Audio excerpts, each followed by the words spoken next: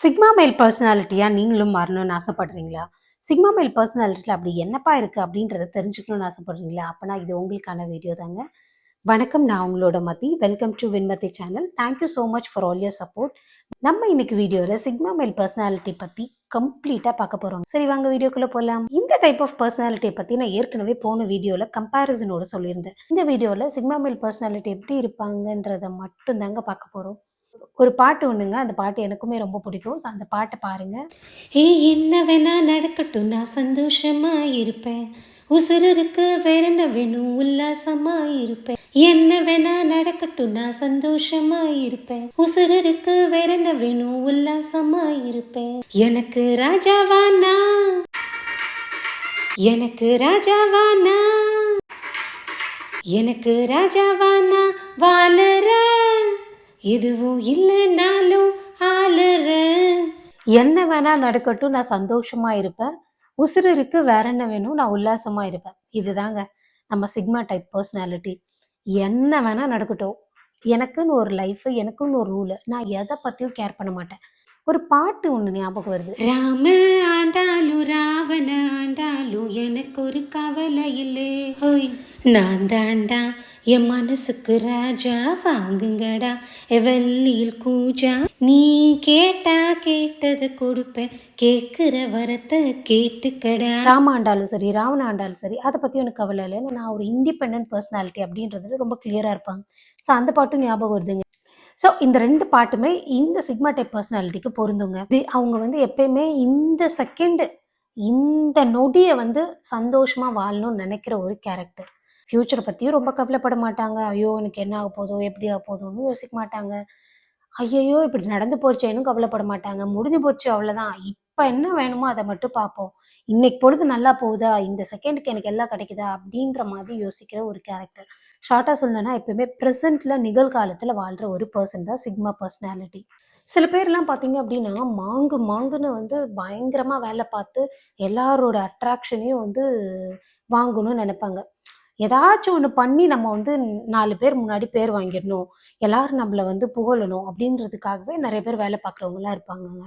ஆனால் இந்த sigma personality வந்து என்ன அப்படின்னா, எந்த அட்டென்ஷனும் தேவையில்லை. எனக்கு பிடிச்சிருக்கு, நான் பண்ணுறேன். நீ வந்து என்னை வந்து சூப்பர் அப்படின்னு சொன்னாலும் நான் கவலைப்பட போகிறதில்ல. நீ என்னடா பண்ணியிருக்க, நீ எல்லாம் ஒரு வேலையாக பார்த்துருக்கேன்னு சொன்னாலும் நான் கவலைப்பட மாட்டேன். ஏன்னா எனக்கு தெரியும் நான் எப்படின்னு. ஸோ அப்படிப்பட்ட ஒரு கேரக்டருங்க. அதாவது அடுத்தவங்களுடைய புகழுக்கு மயங்குறவங்களும் கிடையாது, அடுத்தவங்களுடைய புகழுக்காக ஏங்கிட்டு இருக்கவங்களும் கிடையாது. எனக்கு நானே புகழ்ந்துக்குவேன். எனக்கு என்னைய பற்றி தெரியும். நான் ஒரு விஷயம் நல்லா பண்ணனா, சூப்பர் மதி அப்படின்னு நானே அப்ரிஷியேட் பண்ணிப்பேன். ஒன்றுமே நல்லா பண்ணலையா, நீ ஒன்றுத்துக்கு ஆக மாட்டேன், அதையும் நானே சொல்லிப்பேன். ஏன்னா நான் சிக்மா பர்சனாலிட்டி அப்படின்னு சொல்கிறேன். மொத்தத்தில் சொல்லணும்னா, நோ எக்ஸ்பெக்டேஷன்ஸ் ஃப்ரம் அதர்ஸ். நான் யார்கிட்டையும் எதையும் எதிர்பார்க்க மாட்டேயா. ஆமாயா, நான் எதையாச்சும் எதிர்பார்த்து நீ தரலைன்னா நான் கவலைப்படணும். எதுக்கு எதிர்பார்த்துட்டு? நான் உன்ட்ட எதிர்பார்க்கவே இல்லை. நான் நானாகவே இருந்துக்கிறேன், நீ நீயா இருந்துக்கோ அப்படின்ற மாதிரியான ஒரு கேரக்டருங்க.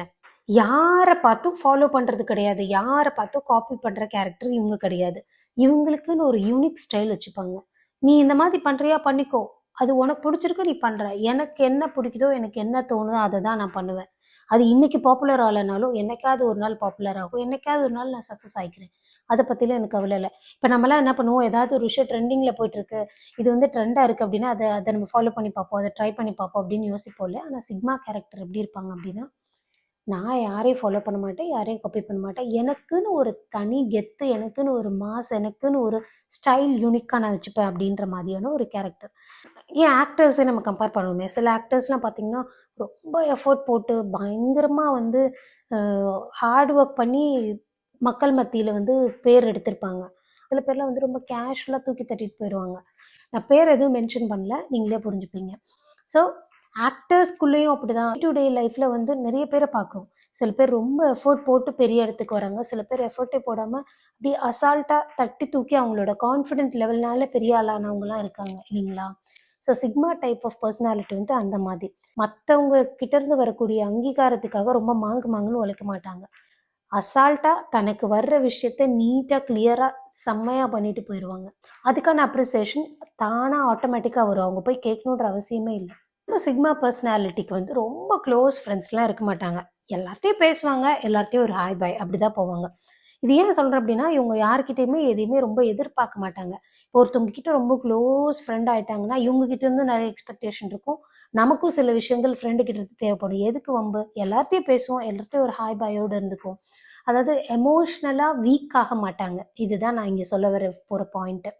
ஏதாச்சும் ஒரு ரிலேஷன்ஷிப்பில் ரொம்ப நம்ம க்ளோஸாக இருந்துட்டோம் அப்படின்னா எமோஷ்னல் பாண்டிங் வந்துடும்.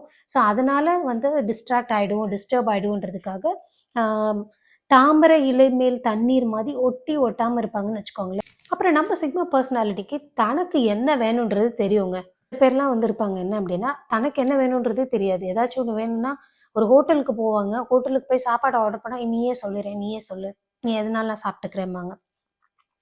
ஒரு சாப்பாடு சாப்பிட்றத கூட தனக்கு என்ன வேணுன்றத கான்ஃபிடென்ட்டாக டிசைட் பண்ண முடியல.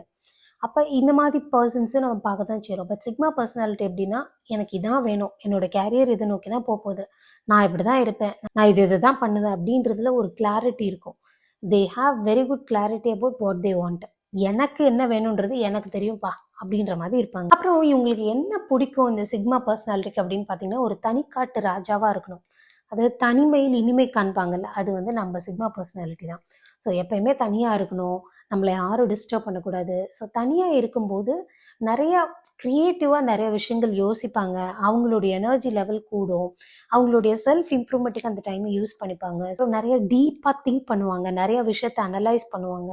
ஸோ தனியாக இருக்கிற டைமை ரொம்ப ஃப்ரூட்ஃபுல்லாக யூஸ்ஃபுல்லாக யூஸ் பண்ணுறது யாருன்னு கேட்டால் நம்ம சிக்மா பர்சனாலிட்டி தான். நம்ம சிக்மா பர்சனாலிட்டி ரொம்ப விவரங்க, நல்லா வளைஞ்சு கொடுப்பாங்க. அதாவது ஒரு அடாப்டபிள் பர்சன், ரொம்ப ஃப்ளெக்சிபிளான ஒரு பர்சன். ஆனால் எல்லார்கிட்டையுமானா இல்லை, தனக்கு பிடிச்சவங்க கிட்ட எங்கே வேணுமோ அங்கே மட்டும் வளைஞ்சு கொடுக்குற ஒரு கேரக்டர். நம்ம ஆளு ரொம்ப குவைட்டு, ரொம்ப சைலண்ட்டுன்னு சொல்லிட்டோம். அப்போ அமைதியாக இருந்து என்ன பண்ணுறாங்க அப்படின்னு பார்த்தீங்கன்னா, ஆக்டிவாக லிசன் பண்ணுறாங்க. அடுத்தவங்க என்னென்ன பேசுகிறாங்க அப்படின்றத பொறுமையாக லிசன் பண்ணுறாங்க.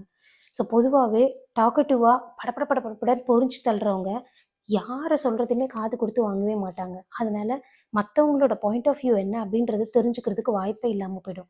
ஆனால் சிக்மா பர்சனாலிட்டி பொறுத்த வரைக்கும் நீ பேசு, நீ என்ன முடியுமோ பேசு அப்படின்னு சொல்லிட்டு பேச விட்டு எல்லாத்தையும் அமைதியாக இருந்து அப்சர்வ் பண்ணி பேசுகிற எல்லார்கிட்ட இருந்தையும் வேல்யூ பாயிண்ட்ஸை அவங்க வந்து கற்றுப்பாங்க, எடுத்துப்பாங்க. அப்புறம் நம்ம சிக்மா பர்சனாலிட்டி வந்து செல்ஃப் கேர், செல்ஃபாக வந்து செல்ஃப் க்ரூம் பண்ணிக்கிறது, தன்னை நல்லா அட்ராக்டிவாக காமிச்சிக்கிறது, தன்னை வந்து கேர் பண்ணிக்கிறது, இது எல்லாமே வந்து பார்த்துப்பாங்க. அதாவது தன்னுக்கு தேவையான விஷயங்களை யாரும் பண்ணணும்னு எதிர்பார்த்துட்டு இல்லாமல் தானே எல்லாத்தையுமே பார்த்துக்கிறது. தனக்கு உண்டான சாப்பாடை கரெக்டாக சாப்பிட்றது, தனக்கு பாடிக்கு தேவையான எக்ஸசைஸை ரெகுலராக பண்ணிடுறது, போத் ஃபிசிக்கலி அண்ட் மென்டலி தனக்கு என்ன வேணுமோ அதை அவங்களே பார்த்துப்பாங்க. ஸோ இதுதான் சிக்மா பர்சனாலிட்டி. சிக்மா பர்சனாலிட்டி வந்து பொதுவாகவே ரொம்ப அட்ராக்டிவான ஒரு பர்சன். ஏதோ ஒரு விஷயம் அவங்கக்கிட்ட இருக்கும், அது வந்து நம்மளை வந்து அவங்க பக்கமாக ஈர்த்துட்டே இருக்கும். அது என்னென்னு நம்மளால் கண்டுபிடிக்க முடியாது. ஸோ அந்த மாதிரி எப்பயுமே ஒரு அட்ராக்டிவ் பர்சனாக இருப்பாங்க. மேக்ஸிமம் அவங்க வந்து இண்டிபெண்ட்டாக தனித்துவமாக இருக்கணும்னு ஆசைப்படுறதுனால தனியாக அமைதியில் இருக்கிறப்ப அவங்களே இன்ட்ராஸ்பெக்ட் பண்ணிகிட்டே இருப்பாங்க. அதாவது செல்ஃப் அனலைசிஸ் பண்ணி தன்னிக்கிட்ட இருக்கக்கூடிய ப்ளஸ்ஸு மைனஸ் இதெல்லாம் நீட்டாக அனலைஸ் பண்ணி தன்னை இம்ப்ரூவ் பண்ணிக்கிறதுலையே வந்து மேக்ஸிமம் டைமை அவங்க ஸ்பெண்ட் பண்ணிகிட்டே இருப்பாங்க. சிக்மா பர்சனாலிட்டி பற்றி மேக்ஸிமம் பாயிண்ட்ஸ் உங்களுக்கு நான் சொல்லிட்டேன். அதாவது அவங்களோட கேரக்டர் எப்படி இருக்கும், அவங்க என்ன மாதிரி திங்க் பண்ணுவாங்க, அவங்களுக்கு எது பிடிக்கும், இதெல்லாமே நம்ம பார்த்தோம். கண்டிப்பாக இந்த வீடியோ உங்களுக்கு பிடிச்சிருக்கும். சிக்மா பர்சனாலிட்டி வந்து ஒரு ஸ்ட்ராட்டஜிக் திங்கிங் பர்சனாக இருப்பாங்க. எந்த ஒரு விஷயம் பண்ணாலும் அதுக்குன்னு ஒரு ஸ்ட்ராட்டஜி வகுத்துப்பாங்க. இப்படி தான் இதுபடி தான் இருக்கணும்னு சொல்லி தனக்கே ஒரு ஸ்ட்ராட்டஜி வகுத்து அதுபடி தான் வந்து திங்க் பண்ணுவாங்க. அதுபடி தான் வந்து அவங்களோட வேலைகளையும் வந்து நடத்துவாங்க. அண்ட் செல்ஃப் மோட்டிவேட்டர், வெளியிலேருந்து எந்த ஒரு மோட்டிவேஷன் வரணும்னு நினைக்க மாட்டாங்க. எனக்கு நானே தான் மோட்டிவேட் பண்ணிக்கணும்னு சொல்லி அப்பப்போ எப்போல்லாம் வந்து டிப்ரெஸ் ஆகிறாங்களோ அந்த டைமில் வந்து மதி நீ இப்படிலாம் இருக்கக்கூடாது, நல்லா ஆக்டிவாக இருக்கணும், உன்னால் முடியும் அப்படின்னு சொல்லிட்டு தன்னை தானே செல்ஃப் மோட்டிவேட் பண்ணிக்கிற ஒரு பர்சன். ஸோ சிக்மா கேரக்டர்ஸ் பற்றி எல்லாமே உங்களுக்கு நான் சொல்லிட்டேன். ஸோ சிக்மா கேரக்டராக மாறணும்னு நீங்கள் ஆசைப்படுறீங்க, அதே மாதிரி நானும் இருந்தால் நல்லாயிருக்கும் நீங்கள் ஃபீல் பண்ணீங்க அப்படின்னா அதுக்கு என்னென்னலாம் பண்ணலாம் அப்படின்றத பற்றி நான் நெக்ஸ்ட் வீடியோவில் சொல்கிறேன். இந்த வீடியோ கண்டிப்பாக உங்களுக்கு பிடிச்சிருக்கும். ஸோ கமெண்ட்ஸில் எஸ் அப்படின்னு சொல்லுங்கள். மீண்டும் அடுத்த வீடியோவில் உங்கள் எல்லாரையும் சந்திக்கிறேன். Until it's bye from Mati. Bye bye. Take care.